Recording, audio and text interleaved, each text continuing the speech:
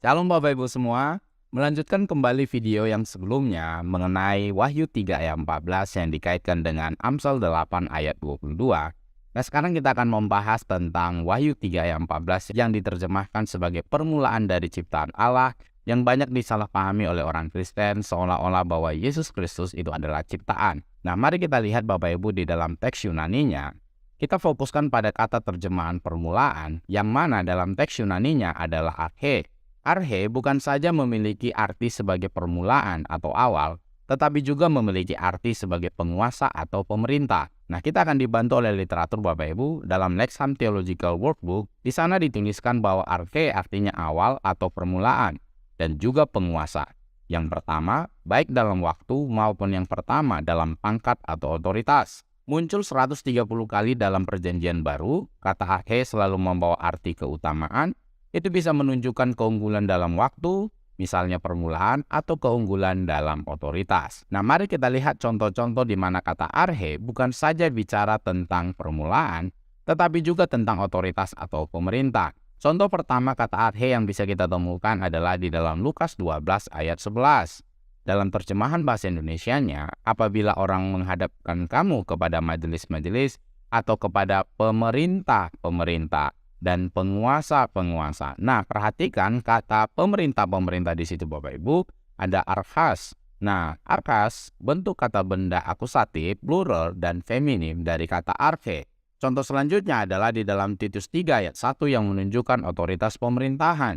Ingatkanlah mereka supaya mereka tunduk kepada pemerintah dan orang-orang yang berkuasa, dan seterusnya. Perhatikan kata pemerintah, di situ adalah arches. Nah, mungkin Bapak Ibu ada yang membaca arkais, namun tidak apa-apa Bapak Ibu kalau seandainya Bapak Ibu membaca arkais. Nah, bagi saya ketika alfa dan iota ketemu, itu saya baca Arches itu adalah kata benda datif, plural, dan feminim dari kata arche. Nah, contoh lain di dalam Efesus 6 ayat 12 yang menunjukkan pada kekuatan atau kuasa secara rohani. Perhatikan di sana, karena perjuangan kita bukanlah melawan darah dan daging, tetapi melawan pemerintah-pemerintah. Nah, dalam teks Yunaninya adalah arkas. Itu adalah kata benda akusatif, plural, dan feminim dari kata arche. Dan tentu masih banyak contoh-contoh lain dalam Perjanjian Baru yang menunjukkan bahwa arche bukan hanya bicara permulaan atau awal, tetapi juga pemerintah atau penguasa. Nah, mungkin Bapak Ibu akan bertanya kepada saya, Pak Jul, apakah ada teks yang sama yang menggambarkan kata arche dalam Perjanjian Lama? Bahwa arche bukan saja bicara tentang permulaan atau awal, tetapi juga bicara tentang otoritas, tentang kuasa atau pemerintahan. Nah, jawabannya adalah ada Bapak Ibu. Karena kata arche adalah teks Yunani Bapak Ibu, maka kita akan dibantu oleh Septuagint, yaitu Perjanjian Lama yang ditulis dalam bahasa Yunani. Nah, kita lihat di dalam kitab Amsal dahulu Bapak Ibu, karena pembahasan kita masih seputaran Amsal 8 ayat 22. Jadi kita ambil dari kitab yang sama dulu untuk melihat seperti apa kata arche.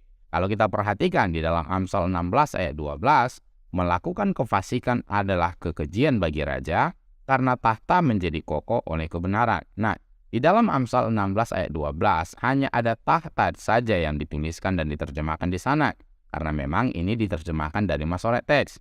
Tetapi kalau kita melihat Septuagint, bukan hanya tahta saja yang dituliskan di sana, tetapi juga tahta kekuasaan. Ditandai dengan kata arches di sana, itu adalah kata benda genetif singular feminim dari kata arche. Nah, kita lanjut lagi contoh yang kedua di dalam Ulangan 17 ayat 16.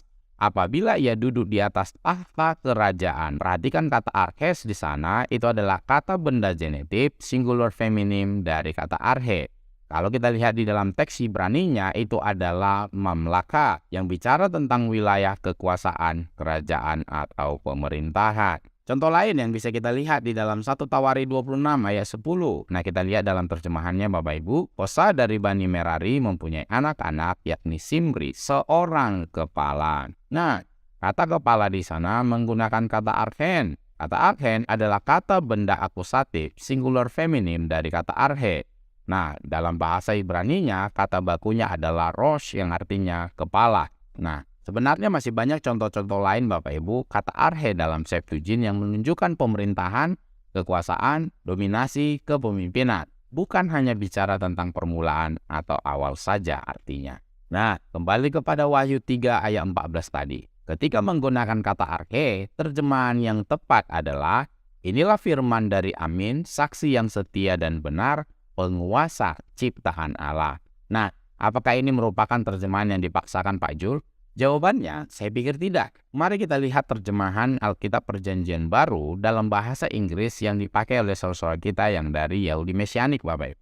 Kalau Bapak Ibu perhatikan di sini, dalam terjemahan Complete Jewish Bible dikatakan di sana adalah the ruler of God's creation, yang artinya bahwa dia adalah penguasa, dia adalah pemerintah yang mengatur semua ciptaan Allah.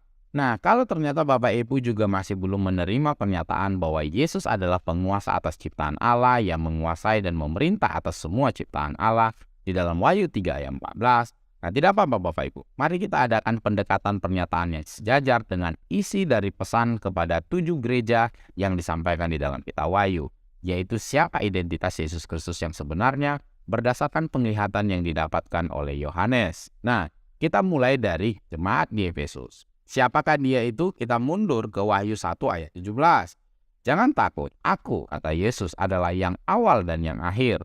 Dan yang hidup, aku telah mati, namun lihatlah, aku hidup sampai selama-lamanya.